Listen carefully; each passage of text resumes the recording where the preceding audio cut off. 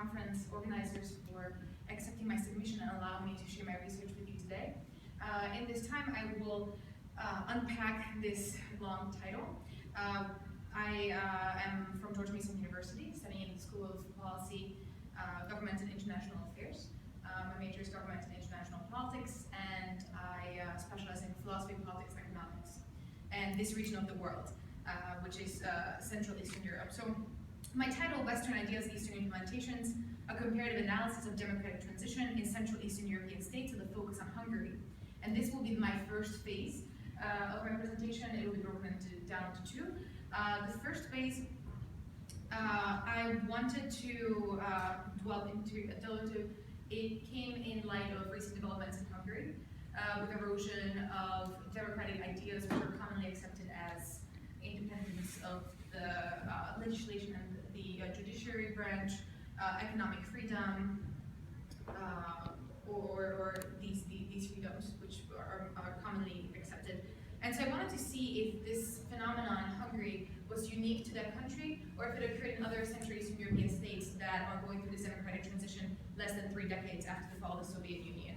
And this is a graph of, or a chart of economic freedom index. And you can see, I want to see, is there a valid question? Is this actually happening in Hungary compared to other countries? And I chose Hungary, Poland, Romania, and the Czech Republic as former Soviet states, and Austria as kind of the benchmark.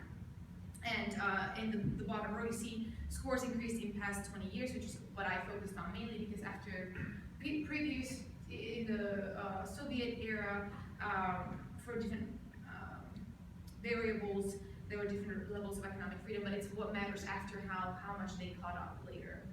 And so the countries that I focused on to see compared to Hungary, I started my analysis in the second serfdom, which is very far back compared to the Soviet Union when it never even existed. But I wanted to show that a lot of these countries share a historical background. I was influenced by the book Why Nations Fail, where the authors discover variables of why some nations are successful and why some nations are not successful. Some of the reasons they gave was their geographic location in the world, their proximity to developed countries, or their culture. Oftentimes this was used for sub-Saharan African countries. They were unsuccessful because of their culture or because they don't have resources. So I wanted to use these variables and kind of apply them to this part of the world and show that, kind of a little background of this map. So the second serfdom, the wave of second serfdom is called that because it was the first wave of serfdom, and then after that, in the light colored areas, the Industrial Revolution came, which is when a lot of individual freedoms and liberties emerged, when you had private enterprises and factories. People began cultivating skills and being able to be more productive part of society, not just elites and farmers. Unfortunately, on the dark side of this map, a second wave of serfdom occurred when the ruling elite did not allow that kind of progress, did not want that kind of creative destruction, because they were oftentimes the leaders of production. They were the means of production. They were the factory owners or the farm owners, and they did not want these factories. They did not want this progress because that would lead to the loss of their power.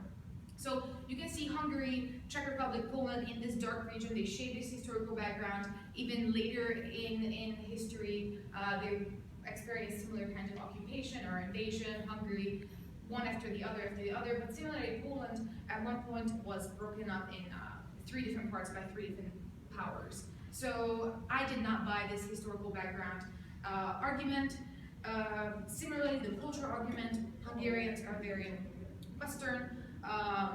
Their proximity to Austria or the West is, you can see very clearly, very close. It was once the same nation with the Habsburg Empire, Austro-Hungarian Empire. Also don't buy this argument. It's not like one of the countries in Central Asia, like the Stan countries, that's pretty isolated. So there is really no reason why these variables would explain why Hungary would be less successful in democratic transitions than a lot of other countries that we saw in this figure, how they're progressing quicker. So now that I identified that there is a question, a valid question, and Hungary is diverging from other countries. This is also very eloquently put by Mark Plattner from the National Endowment of Democracy, who gave a talk regarding constitutionalism in Hungary, and I just inserted this on the title, "The Best Chance of Building a Durable Democracy in Hungary." So like I said, I don't buy this cultural argument because Hungary experienced these democratic ideas and liberal ideas. Even during communism in the 80s, there was already availability for you to start your private business, which was a lot more optimistic than any other country in the communist era. So it had already this momentum going into the 90s. There were institutions, there's a constitution, people were Western, they understood these ideas and they embraced them. So they should have continued that momentum, but we saw that they did not. So this was my first phase, identifying that Hungary is diverging and there is a difference in development. And so now I wanted to measure, how do you measure the democratic transition? And what I identified was when you have socialism as a system, or communism as a system, a lot of the oxygen is taken up by government because you have planned markets, you get your pay from the government, so the size of government is huge. And I turned to this idea of size of government and economic growth, because it's a natural progression that the size of government would shrink. They decentralize a lot of the power, they privatize industries, they allow you to have the power, both economic and political power, to vote, to create parties. So there's a lot more liberties to the people and less government control and invasion into the lives of the people. So, and I was validated by the European Central Bank working paper, which confirms this relationship between size of government and economic growth and kind of economic liberties, political liberties. And to demonstrate this kind of more visually, I used the army curve, which on the bottom, public spending would measure like size of government and growth rate and economic growth. And on the left side would be a government, I thought, probably like Afghanistan, where the institutions are not very great, infrastructure not guaranteed by the government. You don't really have those private property rights that in the United States you would have. The optimal level of size of government is what I imagine America to be, where you buy a car and you get a car title, and that's your private property. And if you're an inventor, you get intellectual property rights, and so you want to invent more, there want to be more progress and innovation. And if you build your own business, it's not going to be nationalized, it's not going to be taken away from you. You have this confidence in institutions that you can trade and you can have these, you can manifest your ideas. And so I wanted to measure this and see how it applied to Hungary, if it was able to shrink the size of government. I do want to mention that the one exception in this theory is countries with very great institutions. So where you have a large size of government, a lot of public spending, but still economic growth, which does not fit this theory, would be countries in the Nordic states, where people are willing to pay a lot higher taxes, but they're not getting premium education, great infrastructure, maternity leave, paternity leave, and that's when a lot of government spending is still compatible with economic growth, because the institutions are phenomenal. So I wanted to show that Hungary does not, so this is the economic freedom index compared to other countries, and Estonia on the very top, I'll mention why that is important and why I felt that was a great comparison. But these are the institutions that I've, some indicators of how great the institutions are. And Hungary cannot use its exception as the Nordic states. There is no reason why there should be so much public spending. By no means am I suggesting that government should be run by a company, but if you have a project that is not successful, throwing money at it is not going to solve the problem. So some of these indicators, like court efficiency, government effectiveness, rule of law, highlighted dots are Hungary and where it stands compared to other European states, not very good. One I would like to draw your attention to is days to start a business. That's very high, and that influences, that bleeds into other parts of society. If it takes a long time for you to open your business, you might feel disenfranchised. If you want to open a pizza shop because you don't like your options in your neighborhood, and if you can do that within the matter of weeks, that creates more confidence in the institutions. The fact that you think you can be part of this and your dreams and ideas can manifest. If you're constantly blocked into bureaucracy and told no, and you don't know if your contracts are going to go through or not, or who you have to pay money to get it through, that does not create great institutions. Now, Estonia, you see on the very bottom, days to start a business, it is very easy and convenient to start a business, and Estonia is actually one of my favorite countries to compare Hungary to.